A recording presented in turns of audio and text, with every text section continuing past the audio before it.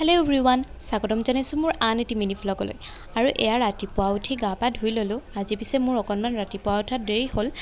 যি কি নহওক, এতিয়া গা পা ধুই উঠি মোৰ বিৰাট বেছি ভোক লাগিছে। এতিয়ানো কিনো বনাওঁ তাকে ভাবি আছোঁ।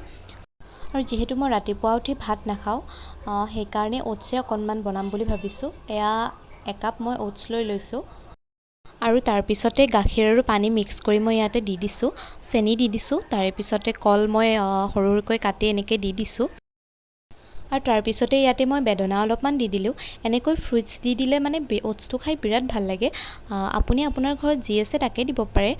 আজি যিহেতু মোৰ তাত আপেল নাই, গতিকে মই আপেল দিয়া নাই। আপুনি আপেলো দি দিব পাৰে।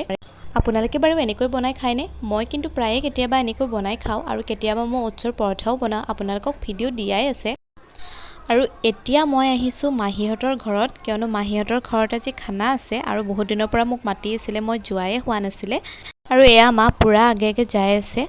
আৰু তাৰপিছতে এতিয়া ফাইনেলি আমি মাহীহঁতৰ ঘৰ আহি পালোঁ।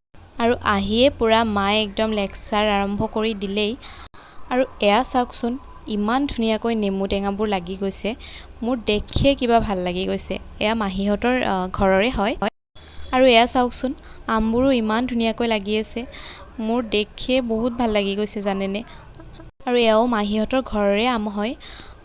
তো এইটোৱে আছিলে মোৰ আজিৰ মিনি ভ্লগ। আজিলৈ আহিছোঁ। ধন্যবাদ।